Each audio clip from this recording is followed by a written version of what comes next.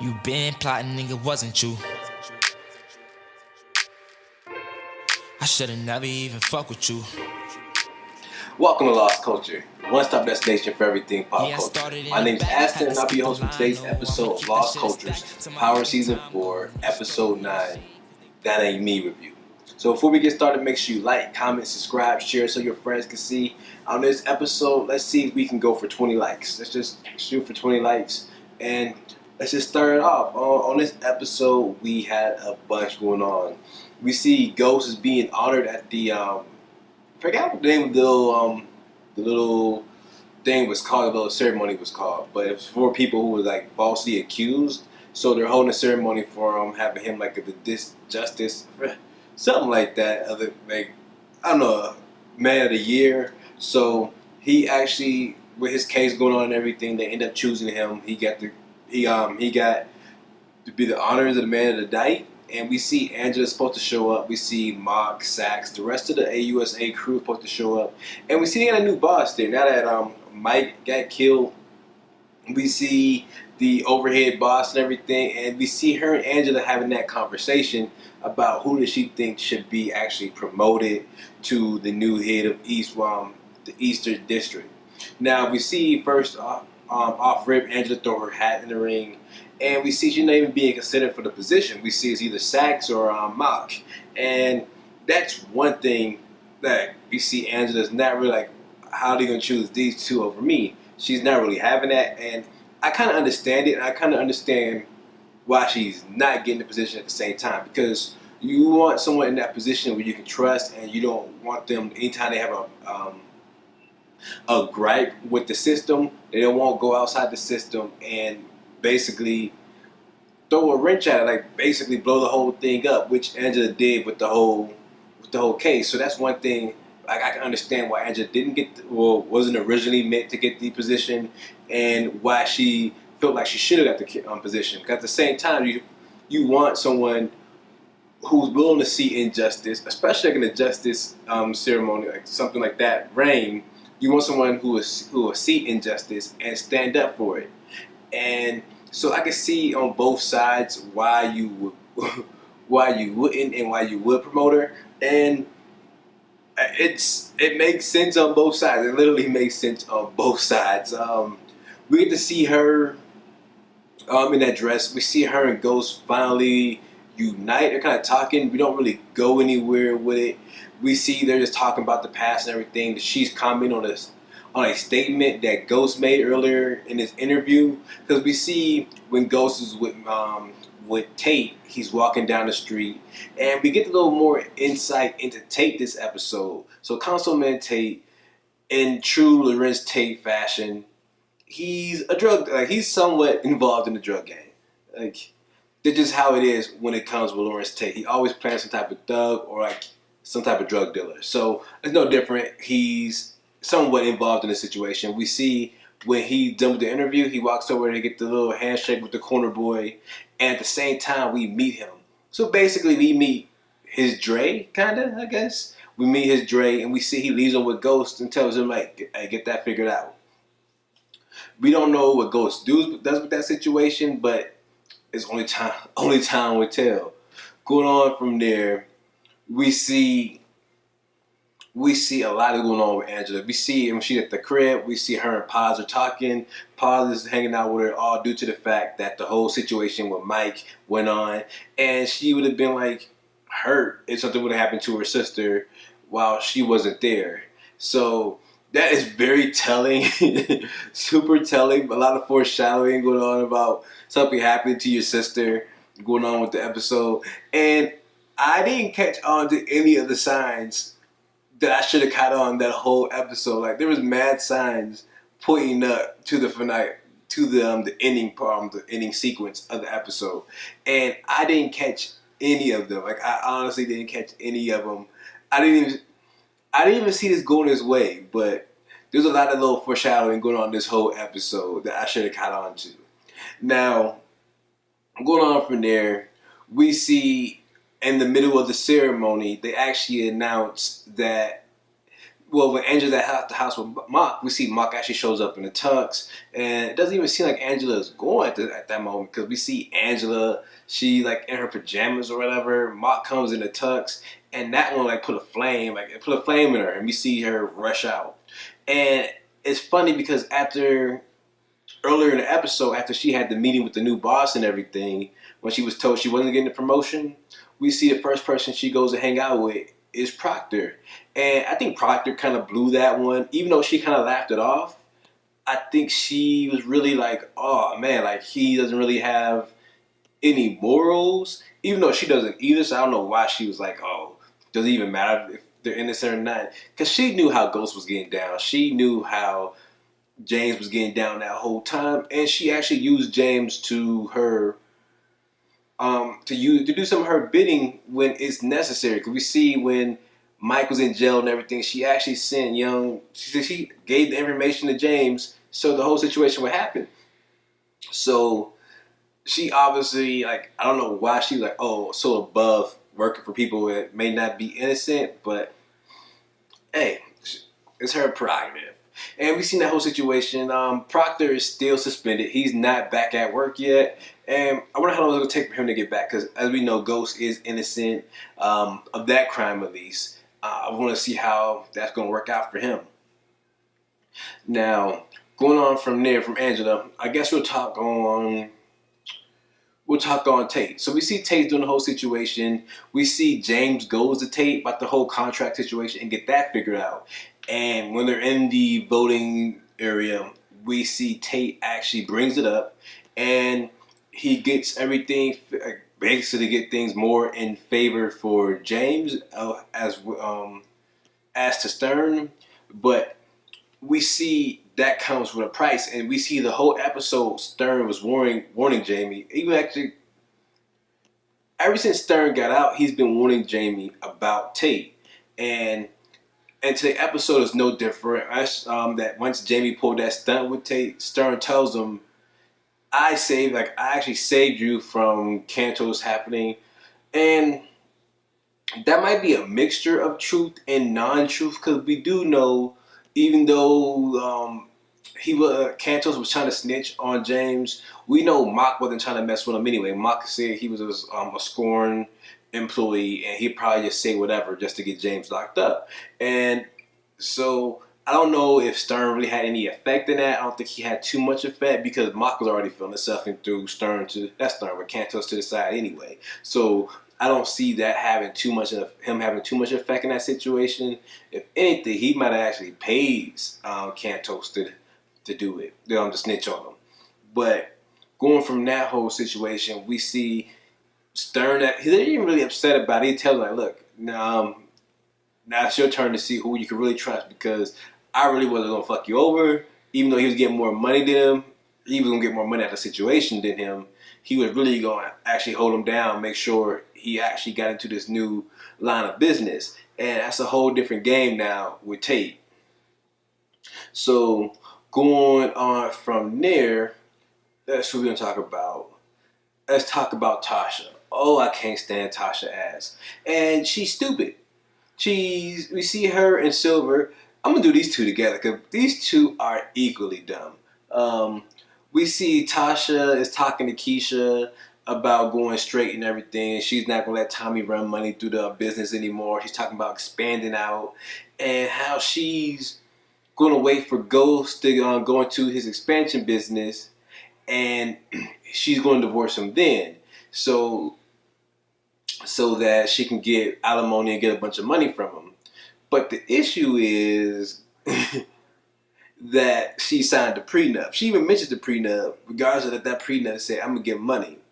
I'm trying to figure out what changed from the last time that the situation happened. Because last time she was talking about getting a divorce, she realized she wasn't going to get any money. So where's she going to get money from now? This doesn't make sense to me. And we see when she was talking to Silver's buying into all of it. Oh, I'm just going to leave James, and once James gets a lot of money, I'm going to leave so I can expand my business. And he told her, oh, that's smart for you to do that, but at the same time, like, Silver, bruh, if she's going to leave this nigga once she get a bunch of money, what does you think she won't do the same thing to you once you get a bunch of money, bro? Niggas don't think like that. Niggas do not think. So that was going on with Silver, and then he brings up the fact that, oh, I told you guys about where Mike was, and he didn't tell James. He actually told. Did he tell James or did he tell Tasha? I can't remember who he told directly, but he told them that, and he brought up the situation, brought up the fact that, oh, I told them that, and once I told you that, the man was dead within 24 hours. So he has little thoughts and everything, and we see they're talking. She pulls the gun out, and he's like, "Oh, hold up, she might not be who I think she is." But at the same time, we see later on he's in there rubbing her feet, like pillow talking about her leaving James and everything. Boy, it's so stupid. The boy is so stupid, man. We see all that happening, and we see he turned down going to the little baller. And to hang out with Tasha. So, boy, he is dumb. The boy is dumb. The boy is dumb. So, going on from there, it's Tom. We talk Tasha. We talk Proctor. We talk Silver. Now we got Tony. So Tony's trying to meet up with Tommy, and we see Tommy's not really trying to meet up with him until he actually needs something.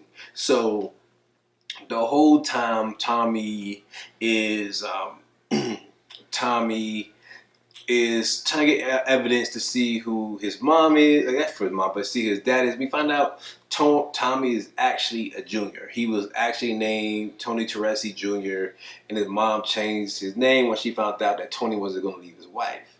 So all that happened, and that caused a big fallout.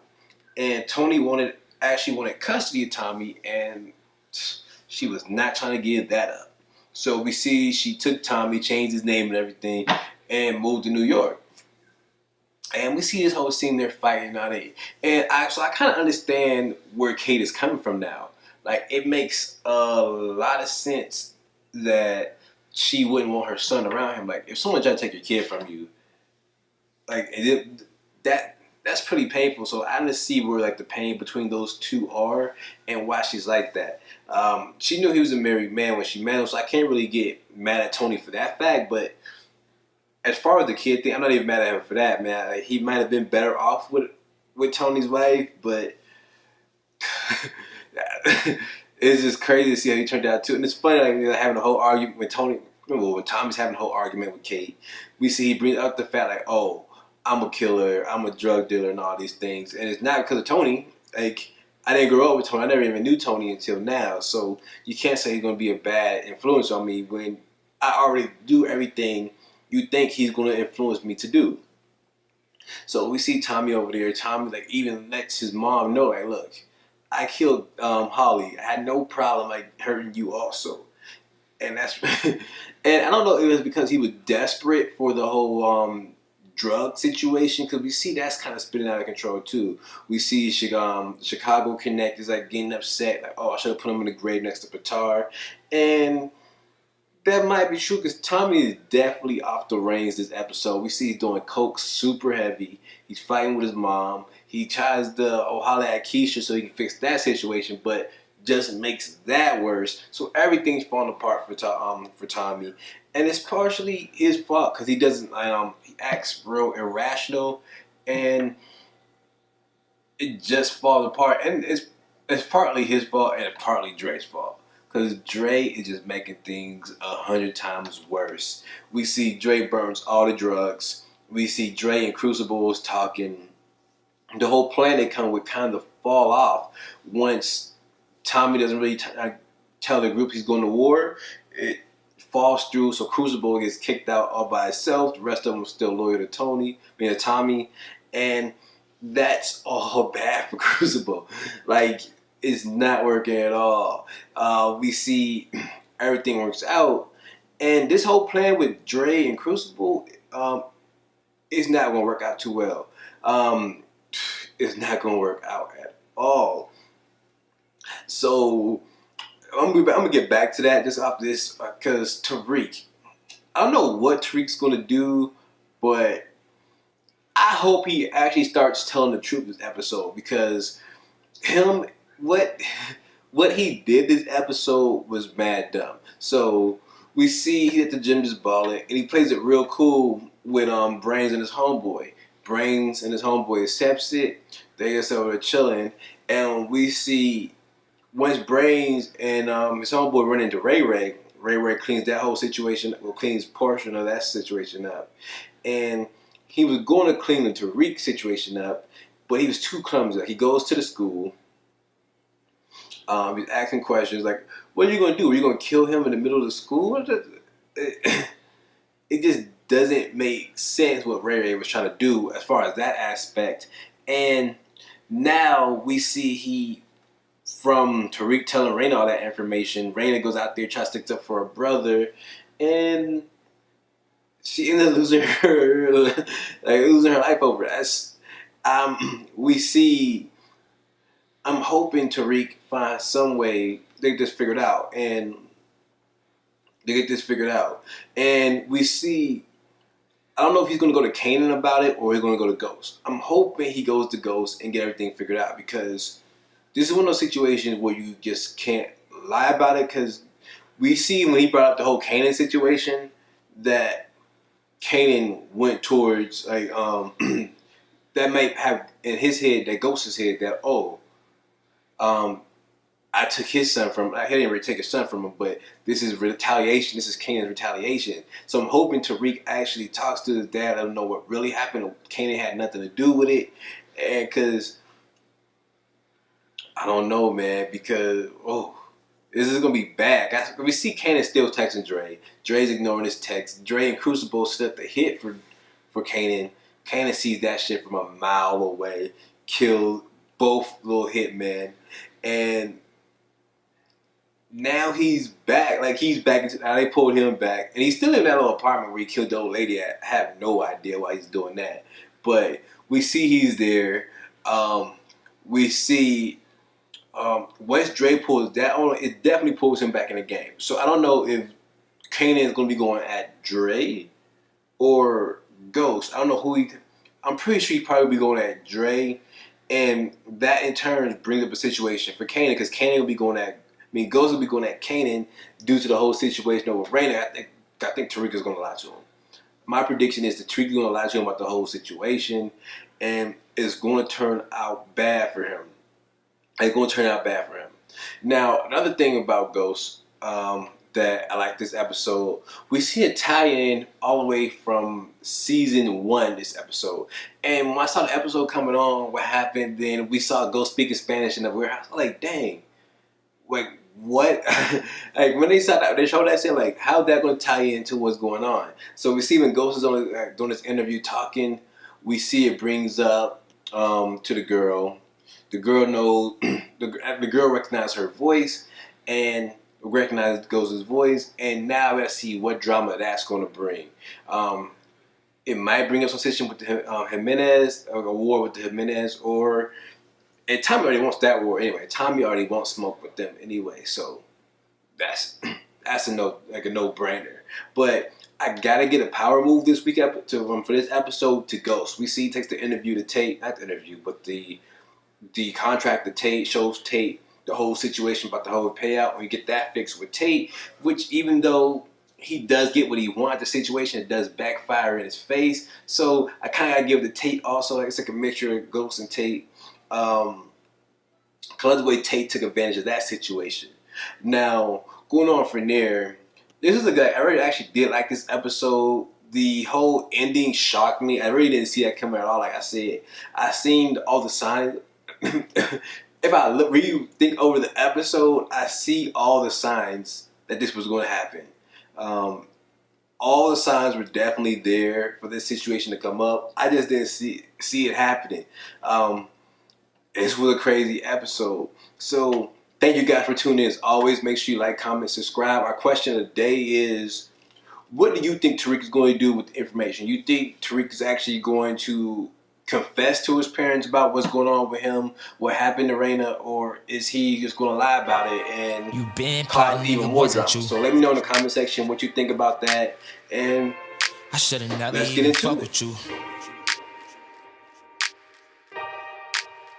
Yeah, I started in the back, had to skip the line. No, I'ma keep that shit a stack till my fucking time go. Niggas throw you in the shade 'cause they